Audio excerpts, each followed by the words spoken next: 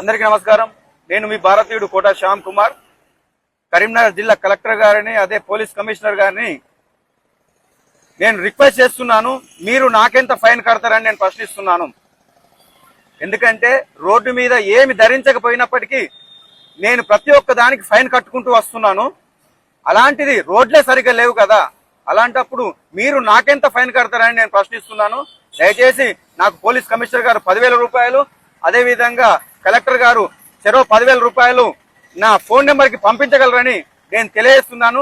నా నెంబర్ వచ్చేసి 9642882399. ఈ నెంబర్కి ఫోన్ పే చేస్తూ మీరు కూడా ఫైన్ కట్టాల్సిందిగా నేను రిక్వెస్ట్ చేస్తున్నాను.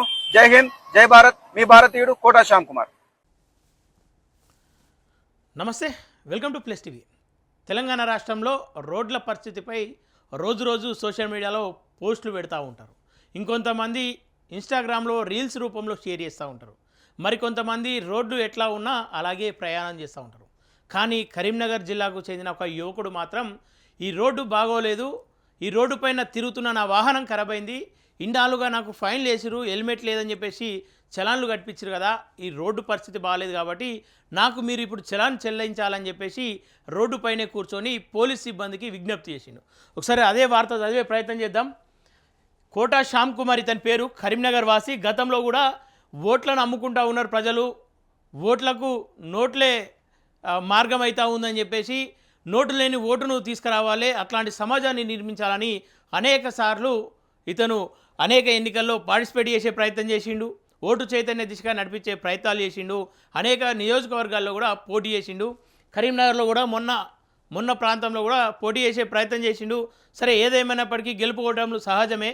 అలాగే సమాజంలో పేరు తెచ్చుకోవాలని అనేక మంది పైసలు ఖర్చు పెడతా ఉంటే పైసలు లేకుండా అనేక కార్యక్రమాల్లో పాల్గొన్నాడు. ఒకసారి ఈయన వార్త చదివే ప్రయత్నం చేద్దాం. ఇది రోడ్డేనా, నాకు ఫైన్ కట్టండి. రోడ్డు దుస్థితి, సర్కార్ నిర్లక్ష్యంపై సామాన్యుడి ధర్మగ్రహం ఇది. బుధవారం కరీంనగర్లోని రేకుర్తిలో సామాజిక కార్యకర్త కోట శ్యామ్ కుమార్ ఇలా ప్రధాన రహదారిపై బైఠాయించి నిరసన తెలిపారు. కాగితాలు లేవని, హెల్మెట్ ధరించలేదని వాహనదారులకు ఫైన్లు వేసే ప్రభుత్వం, పోలీసులు రోడ్లు బాగోలేదన్నందుకు తమకు ఎంత ఫైన్ కడతారో చెప్పాలని చెప్పేసి డిమాండ్ చేశారు. పూర్తి వార్త 6వ పేజీలో ఉంది.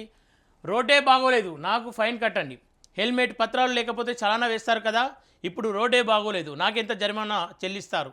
అధికారులను ప్రశ్నించిన సామాజిక కార్యకర్త రేకుర్తిలో గుంతల రోడ్డుపై బైఠాయించి నిరసన అని చెప్పేసి వార్త వచ్చింది. ఇది నిన్న చోటు చేసుకుంది కరీంనగర్లో. రాష్ట్ర వ్యాప్తంగా కూడా ఈ వార్త సోషల్ మీడియాలో చక్కర్లు కొడుతూ ఉంది. ఆయనకు మరి పోలీసులు ఎట్లాంటి సమాధానం ఇచ్చిర్రు? మరి రోడ్డు బాగోలేదు, దానిపైన అందరూ మాట్లాడుతూ ఉంటారు. అదే కరీంనగర్కు చెందినటువంటి ఎంపీ ఇప్పుడు ఏదైతే మంత్రిగా ఉన్నాడు, మరి ఆయన బండి సంజయ్ ప్రాంతం అది. మరి ఎట్లా ఉంది వాళ్ళ పరిపాలన, ఎట్లా ఉంది వాళ్ళ పరిస్థితి, ఎట్లా ఉంది? మరి వాళ్ళెందుకు రోడ్డును పట్టించుకుంటలేరు? ఒక సామాన్యుడు రోడ్డు మీదకి ఎక్కేంత వరకు కూడా ఆ రోడ్డు పరిస్థితి బాగోలేదని చెప్పేసి అధికారులకు తెలియట్లేదా? మరి హలో అన్న, నమస్తే అన్న. నమస్తే అండి. అన్న చెప్పండి, నిన్న రోడ్డు మీద బైఠాయించిర్రు, ఫైన్ విధించాలి మీకు అని చెప్పేసి చెప్తా ఉన్నారు. మరి ఎంత ఫైన్ కట్టిరన్న పోలీసులు? వాళ్ళు కడతారా? దొంగలేనే. అధికారులు ఏమంటా ఉన్నారన్న? మరి ఒక రెస్పాన్సిబుల్ సిటిజన్ అయి ఉంటే ప్రతి ఒక్కరు కూడా, ట్రాఫిక్ పోలీస్ వాళ్ళు కూడా వాళ్ళ బాధ్యత ఏంటి? ట్రాఫిక్ నుంచి ఎవరికి ఇబ్బందులు కలగకుండా చూసుకోవడమే వాళ్ళ బాధ్యత, వాళ్ళ రెస్పాన్సిబిలిటీ. అవును. కానీ వాళ్ళు ఏం చేస్తున్నారు? ఇన్స్టాగ్రామ్ ఫోటోలు కొట్టుకోవడం, ఫైన్లు వేయడం, ఎవరికి ఎంత ఫైన్ వేయాలి, ఎక్కడ బండి దొరుకుతుందా, ఎక్కడ కార్ దొరుకుతుందా, ఎవరికి ఎంత ఫైన్ వేయాలని చూసుకుంటుంటున్నారు తప్ప, మరి అక్కడ రోడ్డు మీద మనం ఫోటో తీసేటప్పుడు అక్కడ గొంతు ఉన్నది, ఎవరైనా చిన్నపిల్లలు కానీ, ఎవరైనా స్కూల్కి పోయే పిల్లలు కానీ, ఎవరైనా అటు నుంచి ఇటు నుంచి వచ్చే పిల్లలు కానీ, పెద్ద మనుషులు కానీ అలా పడితే ఏమన్నా అయితే ఇబ్బంది అయితే ఎవరు రెస్పాన్సిబిలిటీని వాళ్ళు ఆలోచించారా? కామన్ సెన్స్ లేదా? మినిమం అవును, హ్యుమానిటీ మెథడ్స్ ఉండాలి కదా డిపార్ట్మెంట్ వాళ్ళకు కూడా. అదే నేను అడుగుతున్నాను. మాకు లీడర్లతో సంబంధం లేదు, మాకు అధికారులే బాధ్యత వహించాలి, నైతిక బాధ్యత. రోడ్లు బాగాలేవంటే మాకు గవర్నమెంట్ తో సంబంధం. గవర్నమెంట్ లో వీళ్ళు ఆ లీడర్ ఇయ్యలే, ఈ లీడర్ ఇయ్యలే, పైసలు మాకు సంబంధం లేదు కదా. నువ్వు ఐఏఎస్ చదివింది, ఐపీఎస్ చదివింది దేనికోసం? ప్రజలకు సేవ చేయడానికి కోసమే కదా. ఒక బాధ్యతమైన పొజిషన్ లో ఉండి మీ ఊర్లో ఏం జరుగుతుందో నీకు తెలియదా? ఎన్ని రోడ్లు బాగున్నాయి, ఎన్ని రోడ్లు బాగాలేవు, ఎంతమంది కష్టపడుతున్నారు, రోడ్లపై నుంచి పోయేటప్పుడు ఎంతమందికి యాక్సిడెంట్ అయి చనిపోతున్నారు. అది తెలియాలి, కామన్ సెన్స్ ఉండాలి కదా. ఓకేనా. ఒకళ్ళు ప్రస్తుతం తీయడం, అయితే ఒకళ్ళు అన్న, ప్రస్తుతం అయితే మీ వార్త సోషల్ మీడియాలో చక్కర్లు కొడతా ఉంది. ఏదైనా రెస్పాన్స్ వచ్చిందన్న అధికారుల నుండి ఆ రోడ్డును పరిశీలించే ప్రయత్నం కావచ్చు, లేదంటే దాని మీద చర్యలు తీసుకునే ప్రయత్నం ఏమైనా చేస్తూ ఉన్నారా? ఈ రోజు మాత్రం కరీంనగర్ లో ప్యాచ్ వర్క్స్ అయితే సాగుతూ ఉన్నాయి. ఓకే. కొంచెం అయితే అధికారులలో చలనం వచ్చింది అనిపించింది.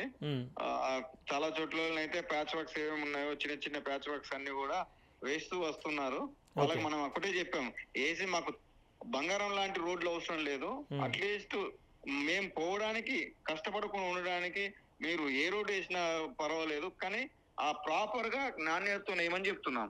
ఓకే అన్న, మీ వార్తలు షేర్ చేసుకుంటూ అనేక సమస్యలు ఉన్నాయని చెప్పేసి మా ప్రాంతంలో కామెంట్లు చేస్తూ ఉన్నారు మీ పోస్ట్ కింద. కేవలం సోషల్ మీడియాకు లేదంటే పోస్టులకు అంకితమయ్యే ఈ యువతకు మీరేం చెప్పదలుచుకోరు మరి? ఒక్కటే నేను క్లారిటీ చెప్తున్నా యువకులందరికీ కూడా, మీరు ఫస్ట్ ఈ పార్టీ ఆ పార్టీ ఇతర పార్టీ అని ఏ పార్టీలో కార్యకర్తలుగా ఉండకండి దయచేసి. ఎందుకంటే ఒక పార్టీలో కార్యకర్త ఉంటే ఆ ఎమ్మెల్యే ఉండొచ్చు, ఎంపీ ఉండొచ్చు, వాళ్ళ కింద మనం బానిసలుగా బతికినంత కాలం మన సమస్యను మనం ఎవరికి చెప్పుకోలేము. కాబట్టి యువకులు ఎప్పుడైనా కూడా ఇండివిజువాలిటీ ఉండాలి, స్వతంత్రంగా ఉండాలి. స్వతంత్రంగా ఉన్నప్పుడే నువ్వు మీ ఏరియాలో ఏదైనా సమస్య ఉంటే ఆ సమస్యను స్వతంత్రంగా పరిష్కరించవచ్చు. ఒక అధికారులకు మనం ఇవ్వాలి రెప్యుటేషన్ అనేది. అధికారులకు మనం పోయి వినతి పత్రం ఇస్తే 1కి 2 సార్లు పోతే వాళ్ళు చేయడానికి అవకాశం ఉంటుంది. అడగందే అమ్మాయినా అన్నం పెట్టదు అన్నట్టు అధికారులకు కూడా మన వినతి పత్రాలతోని వాళ్ళకు 1కి 2 సార్లు పోవాలి, నిరసనలు మనమే చేయాలి. రాజకీయ నాయకులను వదిలేయండి.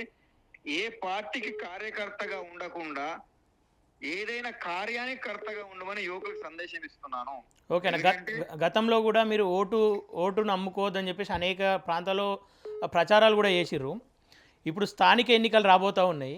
స్థానిక ఎన్నికల్లో యువతకు కావచ్చు, లేదంటే గ్రామ ప్రజలకు కావచ్చు, ఎట్లాంటి పిలుపునిస్తే బాగుంటుంది, ఎట్లాంటి అంటే ఏ తొవ్వలో పోతే బాగుంటుంది అని చెప్పి చెప్తారు. ఓట్లను కూడా అమ్ముకునే పరిస్థితులు గ్రామాల నుండే నిర్మూలన అయితే ఇంకా రాష్ట్రం అంతా కూడా బాగుపడుతుంది, తర్వాత దేశం కూడా బాగుపడుతుంది. ఏం చెప్పదలుచుకోరు వాళ్ళకు? ఎగ్జాక్ట్లీ. యాక్చువల్లీ యువకులు అందరూ కూడా ఈసారి పోటీ చేయాలి. నా సిద్ధాంతం ప్రకారంగా నేను అనుకునే మోటివ్ ఏంటంటే మన అందరం కూడా పోటీ చేద్దాం. నువ్వెందుకు పోటీ చేయకూడదు? 5,000 రూపాయలు ఉంటే చాలు, నువ్వు కార్పొరేటర్ గా పోటీ చేయొచ్చు. 5,000 రూపాయలు ఉంటే చాలు, మనం సర్పంచ్ గా పోటీ చేయొచ్చు. ఎవరిని తాగిన అయిపోయే అవసరం లేదు, తినిపోయిన అవసరం లేదు, పైసలు పంచాల్సిన అవసరం లేదు. నీతిగా నిజాయితీగా నిస్వార్థంగా పోటీ చేద్దాం. పోటీ చేసి గెలవకపోయినా కూడా మనం నైతికంగా గెలిచినట్టే. మనం ఒక ప్రతిపక్ష లీడర్ గా ఉంటావు మన ఏరియాలో. ఒక సర్పంచ్ గా పోటీ చేసి ఓడిపోయినప్పటికీ కూడా నువ్వు ప్రతిపక్ష నాయకుడు అవుతావు అక్కడ. కాబట్టి నీ సమస్యలు, మీ ఊరు సమస్యలన్నీ కూడా సజావుగా సాగించవచ్చు, నువ్వు సమస్యను ఎదుర్కోవచ్చు, పోరాటం చేయొచ్చు అని ఈసారి ఖచ్చితంగా యువకులు ఖచ్చితంగా ముందరికి రావాలి. మీరు అన్ని పార్టీలను వదిలేయండి, ఫస్ట్ మూర్ఖత్వాన్ని వదిలేసి మీరు మీ ఏరియాలో పోటీ చేయాలని నేను యువకులకు సందేశాన్ని ఇస్తున్నా. థ్యాంక్ యూ అన్న. నిన్న ఏదైతే మీరు పని చేసారో దానికి కూడా ధన్యవాదాలు అన్న. అట్లాగే మీ కార్యక్రమాలు కొనసాగించాలని చెప్పేసి మనస్ఫూర్తిగా కోరుకుంటాం. థ్యాంక్ యూ సో మచ్ అన్న. Thank you. మంచిది. ఓకే, చూస్తున్నారు కదా, ఓటు చైతన్యం కావాలి, సమాజం మారాలి, గ్రామం మారాలి, దేశం మారాలంటూ సోషల్ మీడియాలో పోస్టులకే అంకితమవుతున్నటువంటి ఈ రాష్ట్ర ప్రజలు కావచ్చు, యువత కావచ్చు, ఒకసారి మీరు ఆలోచించుకోవాలి. మనం ఎందుకు ఆ మార్పులో భాగం కాకూడదని చెప్పేసి మన మనస్సాక్షికి మనం ఒకసారి ప్రశ్నించుకొని ఆ దిశగా అడుగులేస్తే బాగుంటుందని చెప్పేసి ఈ సందర్భంగా కోరుకుంటూ, ఏదైతే కోట శ్యామ్ కుమార్ చేసినటువంటి పని రాష్ట్ర యువకులంతా కూడా అట్లాంటి మార్గంలో వెళ్ళాలని చెప్పేసి ఈ సందర్భంగా కోరుకుంటూ ఉన్నాను. చూస్తున్నానండి మన ఛానల్. Thank you everyone.